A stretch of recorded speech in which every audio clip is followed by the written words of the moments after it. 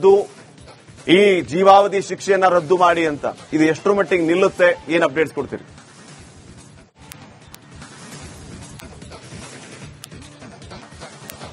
ಒಂದು ಪ್ರಕರಣಕ್ಕೆ ಸಂಬಂಧಪಟ್ಟಂತೆ ಟ್ರಯಲ್ ಅನ್ನ ನಡೆದಿದೆ. ಟ್ರಯಲ್ ನ ಸಂದರ್ಭದಲ್ಲಿ ಹಲವು ಸಾಕ್ಷ್ಯಗಳನ್ನ ಪರಿಗಣಿಸಿ ಜನಪ್ರತಿನಿಧಿಗಳ ವಿಶೇಷ ನ್ಯಾಯಾಲಯ ಪ್ರಜ್ವಲ್ ರೇವಣ್ಣಗೆ ಜೀವಾವಧಿ ಶಿಕ್ಷೆಯನ್ನ ವಿಧಿಸುವಂತಹ ಕೆಲಸವನ್ನ ಮಾಡಲಾಗಿತ್ತು. ಎಲ್ಲೋ ಒಂದ್ ಕಡೆ ಪ್ರಜ್ವಲ್ ರೇವಣ್ಣ ವರ್ಸಸ್ ಜನಪ್ರತಿನಿಧಿಗಳ ವಿಶೇಷ ನ್ಯಾಯಾಲಯ ಅನ್ನುವಂತೆ ಈ ಒಂದು ಪ್ರಕರಣದಲ್ಲಿ ಆಗಾಗ ಈ ಒಂದು ವಿಚಾರಗಳು ಹೊರಗಡೆ ಬರ್ತಿದೆ. ಯಾಕಂದ್ರೆ ಆರೋಪವನ್ನ ಮಾಡುವಂತ ಕೆಲಸವನ್ನ, ಸಾಕಷ್ಟು ಆರೋಪಗಳನ್ನ ಮಾಡುವಂತ ಕೆಲಸವನ್ನ ಈ ಪ್ರಜ್ವಲ್ ರೇವಣ್ಣ ಮಾಡ್ತಿದ್ದಾರೆ. ಇಷ್ಟು ದಿನಗಳ ಕಾಲ, ಅಂದ್ರೆ ಕಳೆದ ಕೆಲ ದಿನಗಳ ಹಿಂದೆ ಒಂದು ಪ್ರಕರಣದ ವಿಚಾರಣೆಯನ್ನ ಬೇರೊಂದು ಕೋರ್ಟ್ಗೆ ಹಾಕಬೇಕು ಅಂತೇಳಿ ನಿರಾಕರಿಸುವಂತ ಕೆಲಸವನ್ನ ಮಾಡಿದ್ರು, ಅಂದ್ರೆ ವಜಾಗೊಳಿಸುವಂತ ಕೆಲಸವನ್ನ ಮಾಡಲಾಗಿತ್ತು. ಈಗ ಆ ಒಂದು ಆದೇಶವನ್ನ, ತೀರ್ಪನ್ನೇ ಈಗ ರದ್ದುಗೊಳಿಸುವಂತೆ, ಆ ಒಂದು ಶಿಕ್ಷೆಯನ್ನ ರದ್ದುಗೊಳಿಸುವಂತೆ ಹೈಕೋರ್ಟ್ಗೆ ಮೇಲ್ಮನವಿ ಸಲ್ಲಿಸುವಂತ ಕೆಲಸವನ್ನ ಪ್ರಜ್ವಲ್ ರೇವಣ್ಣ ಮಾಡಿದ್ದಾರೆ. ಪ್ರಮುಖ ಅಂಶಗಳನ್ನ ಅಲ್ಲಿ ಮೆನ್ಷನ್ ಮಾಡಿದ್ದಾರೆ. ಅಂದ್ರೆ 2-3 ವರ್ಷಗಳ ಆದ್ಮೇಲೆ ಈ ಒಂದು ಪ್ರಕರಣವನ್ನ ಪೊಲೀಸರು ದಾಖಲಿಸಿಕೊಂಡಿದ್ರು.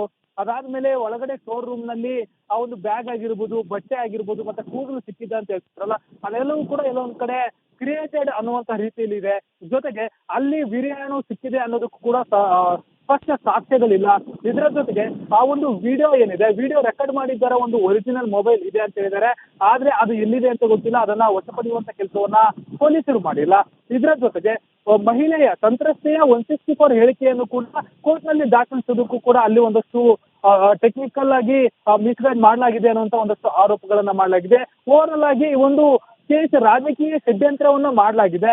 ಇಲ್ಲಿ ಅಷ್ಟಾಗಿ ಅಂದ್ರೆ ಒಂದಷ್ಟು ಸಾಕ್ಷ್ಯಗಳೇನಿದೆ, FSL ನ ರಿಪೋರ್ಟ್ ನಲ್ಲೂ ಕೂಡ ಒಂದಷ್ಟು ವಿರೋಧಗಳಿದೆ ಅಂತೇಳಿ ಪ್ರಜ್ವಲ್ ರೇವಣ್ಣ ಅವರ ಪರ ವಕೀಲರು ಈಗ ಹೈಕೋರ್ಟ್ಗೆ ಅರ್ಜಿಯನ್ನ ಸಲ್ಲಿಸುವಂತ ಕೆಲಸವನ್ನ ಮಾಡಿದ್ದಾರೆ. ಅಂದ್ರೆ ಒಂದಷ್ಟು ನ್ಯೂನತೆಗಳಿದೆ, ತನಿಖೆ ವೇಳೆ ಆಗಿರುವಂತಹ ಒಂದಷ್ಟು ಅಂಶಗಳು ಕೋರ್ಟ್ ಅಲ್ಲಿ ಅಷ್ಟೊಂದು ಸಾಕ್ಷ್ಯಗಳು ಇಲ್ಲದೇ ಇದ್ರೂ ಕೂಡ ಪರಿಗಣಿಸಿ ಒಂದು ಶಿಕ್ಷೆಯನ್ನ ವಿಧಿಸಿದೆ. ಹೀಗಾಗಿ ಆ ಒಂದು ತೀರ್ಪನ್ನ ರದ್ದುಗೊಳಿಸಿ ಅವರಿಗೆ ನೀಡಿರುವಂತಹ ಜೀವಾವಧಿ ಶಿಕ್ಷೆಯನ್ನ ರದ್ದುಗೊಳಿಸಬೇಕು ಅಂತೇಳಿ ಹೈಕೋರ್ಟ್ಗೆ ಮೇಲ್ಮನವಿ ಸಲ್ಲಿಸುವಂತ ಕೆಲಸವನ್ನ ಪ್ರಜ್ವಲ್ ರೇವಣ್ಣ ಮಾಡಿದ್ದಾರೆ. ಸದ್ಯಕ್ಕೆ ಇವತ್ತು ಅರ್ಜಿಯನ್ನ ಹಾಕಲಾಗಿದೆ.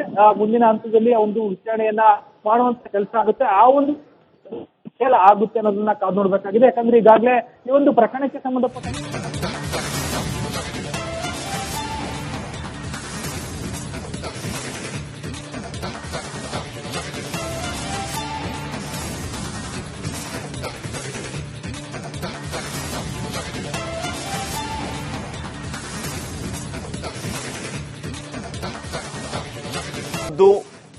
ಈ ಜೀವಾವಧಿ ಶಿಕ್ಷೆಯನ್ನ ರದ್ದು ಮಾಡಿ ಅಂತ ಇದು ಎಷ್ಟರ ಮಟ್ಟಿಗೆ ನಿಲ್ಲುತ್ತೆ? ಏನ್ ಅಪ್ಡೇಟ್ಸ್ ಕೊಡ್ತೀರಿ?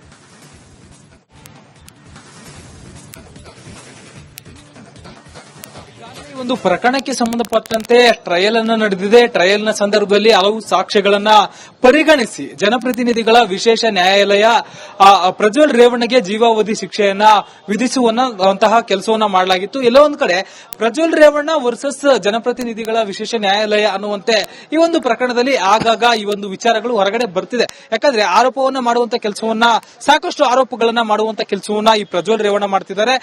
ಇಷ್ಟು ದಿನಗಳ ಕಾಲ, ಅಂದ್ರೆ ಕಳೆದ ಕೆಲ ದಿನಗಳ ಹಿಂದೆ ಒಂದು ಪ್ರಕರಣದ ವಿಚಾರಣೆಯನ್ನ ಬೇರೊಂದು ಕೋರ್ಟ್ಗೆ ಹಾಕಬೇಕು ಅಂತೇಳಿ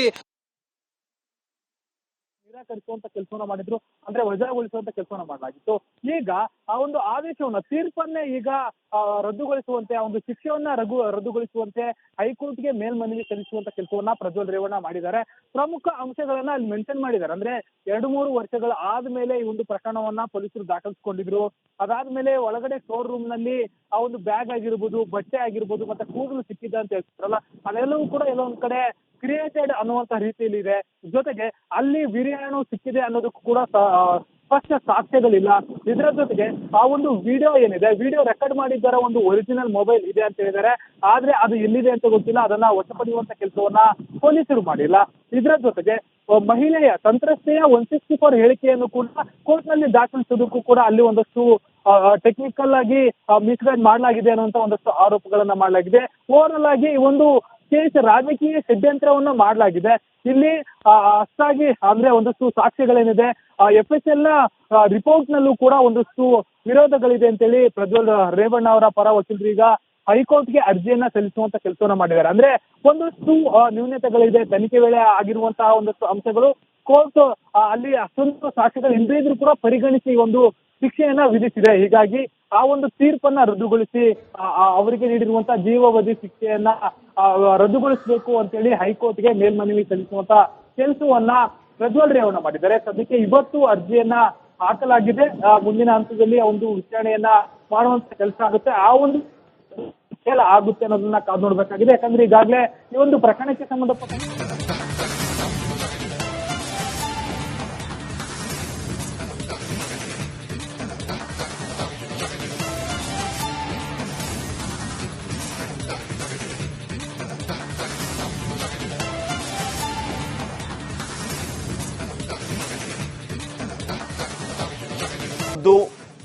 ಈ ಜೀವಾವಧಿ ಶಿಕ್ಷೆಯನ್ನ ರದ್ದು ಮಾಡಿ ಅಂತ ಇದು ಎಷ್ಟರ ಮಟ್ಟಿಗೆ ನಿಲ್ಲುತ್ತೆ, ಏನ್ ಅಪ್ಡೇಟ್ಸ್ ಕೊಡ್ತೀರಿ?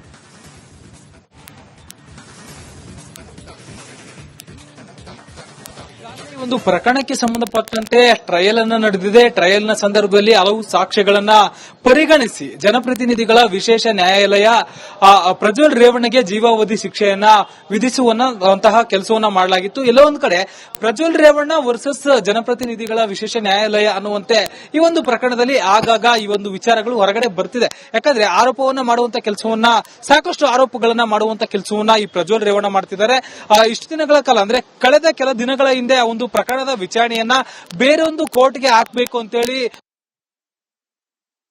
ನಿರಾಕರಿಸುವಂತ ಕೆಲಸವನ್ನ ಮಾಡಿದ್ರು, ಅಂದ್ರೆ ವಜಾಗೊಳಿಸುವಂತ ಕೆಲಸವನ್ನ ಮಾಡಲಾಗಿತ್ತು.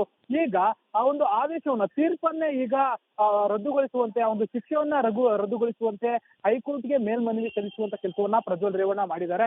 ಪ್ರಮುಖ ಅಂಶಗಳನ್ನ ಅಲ್ಲಿ ಮೆನ್ಷನ್ ಮಾಡಿದ್ದಾರೆ. ಅಂದ್ರೆ 2-3 ವರ್ಷಗಳ ಆದ್ಮೇಲೆ ಈ ಒಂದು ಪ್ರಕರಣವನ್ನ ಪೊಲೀಸರು ದಾಖಲಿಸಿಕೊಂಡಿದ್ರು.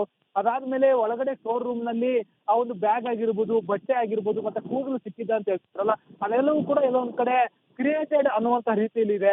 ಜೊತೆಗೆ ಅಲ್ಲಿ ವೀರ್ಯಾಣು ಸಿಕ್ಕಿದೆ ಅನ್ನೋದಕ್ಕೂ ಕೂಡ ಸ್ಪಷ್ಟ ಸಾಕ್ಷ್ಯಗಳಿಲ್ಲ. ಇದರ ಜೊತೆಗೆ ಆ ಒಂದು ವಿಡಿಯೋ ಏನಿದೆ, ವಿಡಿಯೋ ರೆಕಾರ್ಡ್ ಮಾಡಿದ್ದರ ಒಂದು ಒರಿಜಿನಲ್ ಮೊಬೈಲ್ ಇದೆ ಅಂತ ಹೇಳಿದ್ದಾರೆ. ಆದ್ರೆ ಅದು ಎಲ್ಲಿದೆ ಅಂತ ಗೊತ್ತಿಲ್ಲ. ಅದನ್ನ ವಶಪಡಿಯುವಂತ ಕೆಲಸವನ್ನ ಪೊಲೀಸರು ಮಾಡಿಲ್ಲ. ಇದರ ಜೊತೆಗೆ ಮಹಿಳೆಯ ಸಂತ್ರಸ್ತೆಯ 164 ಹೇಳಿಕೆಯನ್ನು ಕೂಡ ಕೋರ್ಟ್ ನಲ್ಲಿ ದಾಖಲಿಸೋದಕ್ಕೂ ಕೂಡ ಅಲ್ಲಿ ಒಂದಷ್ಟು ಟೆಕ್ನಿಕಲ್ ಆಗಿ ಮಿಸ್ಗೈಡ್ ಮಾಡಲಾಗಿದೆ ಅನ್ನುವಂತ ಒಂದಷ್ಟು ಆರೋಪಗಳನ್ನ ಮಾಡಲಾಗಿದೆ. ಓವರ್ ಆಗಿ ಈ ಒಂದು ಕೇಸ್ ರಾಜಕೀಯ ಷಡ್ಯಂತ್ರವನ್ನ ಮಾಡಲಾಗಿದೆ.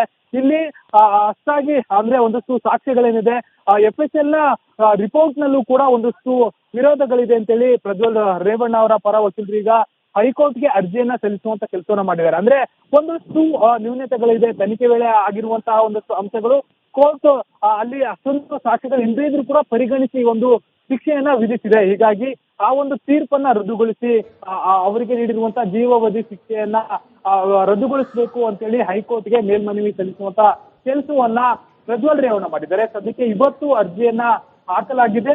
ಮುಂದಿನ ಹಂತದಲ್ಲಿ ಒಂದು ವಿಚಾರಣೆಯನ್ನ ಮಾಡುವಂತ ಕೆಲಸ ಆಗುತ್ತೆ. ಆ ಒಂದು ಆಗುತ್ತೆ ಅನ್ನೋದನ್ನ ಕಾದು ನೋಡ್ಬೇಕಾಗಿದೆ. ಯಾಕಂದ್ರೆ ಈಗಾಗಲೇ ಈ ಒಂದು ಪ್ರಕರಣಕ್ಕೆ ಸಂಬಂಧಪಟ್ಟ